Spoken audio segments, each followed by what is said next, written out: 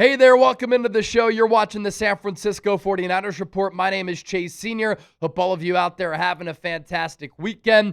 Coming up here on the show, according to reports, the Niners are expected to make a move at pass rusher after that thrilling win over the Los Angeles Rams. And coming up here on the show as well, I'm going to give you some trade targets, two players who I really want the Niners to go after. And I'm going to explain why this is the right move and right approach for San Francisco. Before we do that, don't forget to show love to the channel and subscribe to the 49ers Report for free daily content on the Niners. We're 185 people away from 175,000 subscribers. Anytime I'm in front of a camera, on a microphone, talking Niners, I want our shows to be insightful, informative, entertaining, thought-provoking. I want you to have a voice. So if that sounds great, lock us in and join the movement.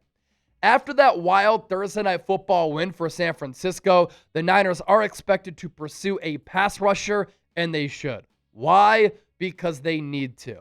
From a team standpoint, the 49ers are 4-1. They're going to be hovering around first place, if not in first place, in the NFC West by the time that the NFL trade deadline comes around after Week 9.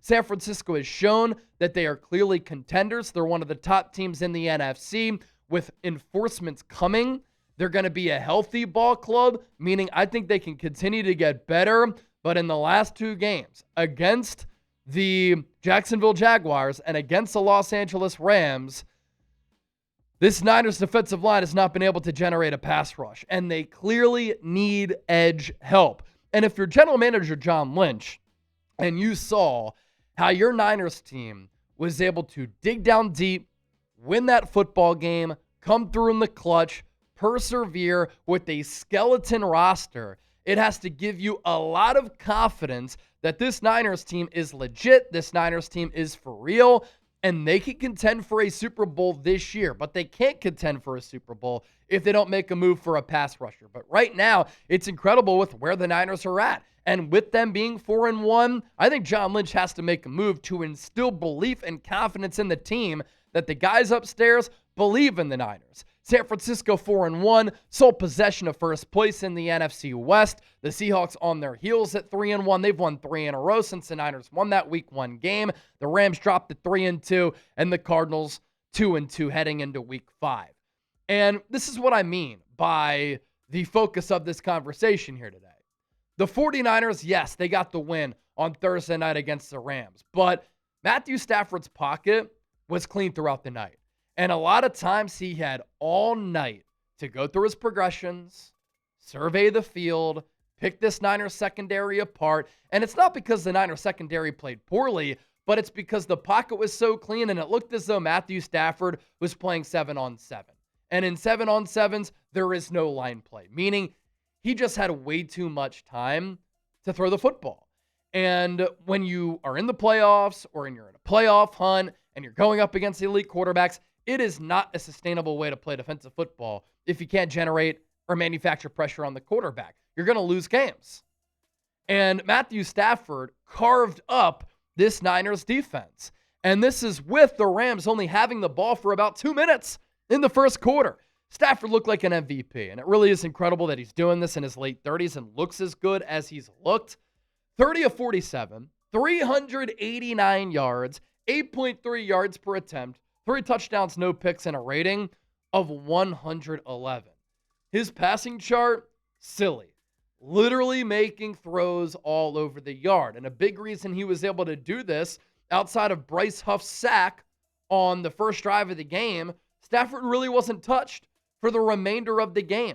And I think this Niners secondary is pretty good. Deommodore Lenoir, I know he's penalized a couple of times on Thursday. He's played pretty well. Renardo Green playing pretty well. I know Marquise Siegel has been picked on in coverage, but he's made some big plays. Malik Mustafa is going to come back. Jason Pinnock playing some decent ball. D. Winters and Fred Warner at that second level at the linebacker spots. They've held up very well and have been elite in coverage. But if you can generate more of a pass rush, it makes the back end's job so much easier. Whereas now they have to hold up for so long, and it's impossible to do that. There has been a 2-game sample size without Nick Bosa. And in those 2 games against Jacksonville and against the Rams, the 49ers pass rush has really struggled. It's been non-existent. The Niners, for the first time in a game since 2015 against Jacksonville, did not have a quarterback hit, did not have a sack. I'm recording this show early Friday morning. As of right now, the PFF data is still being analyzed. It hasn't been released, but the Niners' pressure numbers were not good against the Rams. And there are a lot of indications across the league, people I talked to, from top-notch NFL insiders, that with how the Niners won that game, with where they are, what they've shown so far, the level of coaching that they have, and the potential of this ball club, they're going to pounce and make a move. Here's what Dan Graziano said of ESPN. I'm looking at San Francisco, where the Kyle Shanahan, John Lynch Niners have never been shy about making big in-season moves. Hello, Christian McCaffrey. And they're suffering through an incredible rash of early season injuries again. The latest, to star edge rusher Nick Bosa. He falls into the irreplaceable category, but that shouldn't stop the Niners from seeing if they can bring another edge rusher to supplement whatever plan they have to compensate for Bosa's loss. Well, the best move that the Niners can make to supplement losing Nick Bosa is this guy here to my right. With the way that the Niners won that game against the Rams, with how they've looked this year, they can contend here in 2025, even though they went through this hybrid rebuild this offseason. But they're not going to be a Super Bowl contender with the current construction of this roster along the defensive line and with how the pass rush has struggled to generate pressures in the 2 games since Nick Bosa has been out. The most logical move for San Francisco is Trey Hendrickson. Joe Burrow is out until December. The Bengals looked awful on Monday Night Football on the road against the Denver Broncos. They're not going to survive until December with Jake Browning at quarterback. The Bengals are now 2-2. By the time that the NFL trade deadline comes around, I don't think they're going to be above 500. The Bengals showed us what their plans are with their actions. They didn't sign Trey Hendrickson to a contract extension, so he is not in their future plans beyond 2025. And Hendrickson fits the scheme. He's a great character player. He'd be a player who greatly enhances this Niners pass rush. Bryce Huff can go back to being the Robin instead of being the Batman. He's not going to get double-teamed on so many occasions like he is right now because he's really the only real threat to consistently get after the quarterback. And I think Hendrickson would love the opportunity to come to San Francisco to compete for a playoff spot and compete for a Super Bowl. And even when Nick Bosa does come back next year, if the Niners want to sign Hendrickson to a contract extension, Bosa, Hendrickson, and Mykel Williams can still all share the field at the same time because all of these players can play defensive end and they can play defensive tackle. And the Niners here, if they make this move for Hendrickson, have optionality. They can extend him if they want. They have the cap space to do that, or he can be a rental for 2025, and they can let him walk after this year, and they can get him for, at this point, I think a pretty affordable price for the caliber of player that Hendrickson is. And the caliber of player, one of the top pass rushers in the game. And I think that you can get him for a 2nd or 3rd round pick potentially. 17.5 sacks in 2023 and 2024. No player had more the last 2 seasons going into 2025 than Hendrickson. 36 quarterback hits in 2024. 25 in 2023. He's also been a really durable player. And to start this year, he's gotten off to a really good start. Overall PFF grade of 78.3. That ranks 24th among 165 pass rushers. His pass rush grade is 81.8, 16th. He's a pretty good run defender as well. The Niners want players who can set the edge. And Hendrickson isn't an elite edge setter, but he can still do a good job of that. He's tallied 19 pressures. That ranks 11th at the position. He has 5 hits. That ranks 7th. And he has 2 sacks to start the year. Now, the trade deadline is after Week 9, going into Week 10. I like how the NFL has done this smack dab in the middle of the year. It used to be a lot earlier, and it was too early. But as far as the Niners making this type of trade, I would make this trade sooner rather than later because you need to. You're at 4-1 right now. Not going to make this trade going into Buccaneers week, but how about after that? Then he's got plenty of time to get acclimated with the scheme. You still have a bye week later in the year, and you make this trade sooner, you don't run the risk of dropping a couple of ball games. Instead, he just helps you improve right away.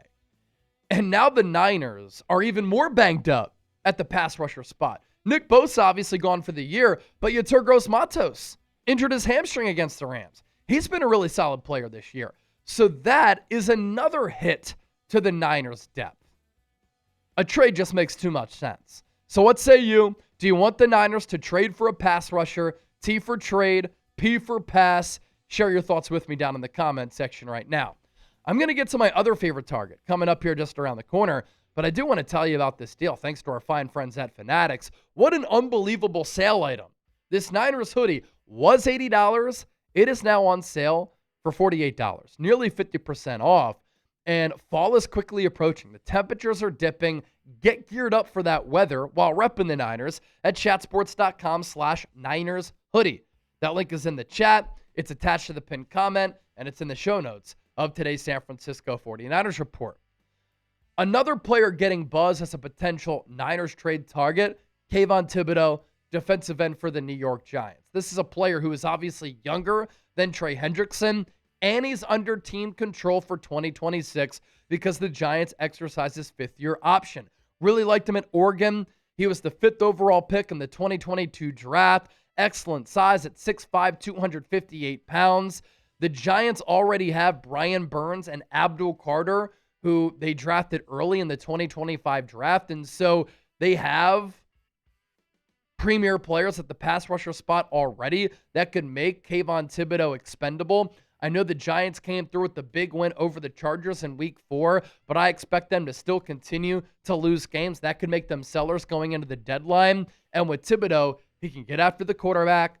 He's a good edge setter. He's really good against the run, and he could definitely play in the wide 9. So far this year, overall PFF grade of 73.6, a run defense grade of 75.4, his pass rush grade 66.8, and there's been a consistent level of generating pressure on the quarterback. 17 pressures this year and 3 sacks. And you look at what he's done every week here. Week 1 against the Commanders, a half sack and 3 pressures, 2 stops. Week 2 against the Cowboys, a sack, 5 pressures, 1 quarterback hit, and 5 stops. Week 3 against the Chiefs, no sacks, but 4 pressures, 2 quarterback hits, and a stop. And then against the Chargers, 1 sack, 5 pressures, a quarterback hit, and 1 stop. Look at those pressure numbers the first 4 games of the year. 3, 5, 4, and 5. This guy is a stud. And hopefully the Giants continue to lose football games because I think he might be more affordable than Trey Hendrickson. You get a younger player, and it's a win that he's under team control. He can really boost and help out this Niners defensive line.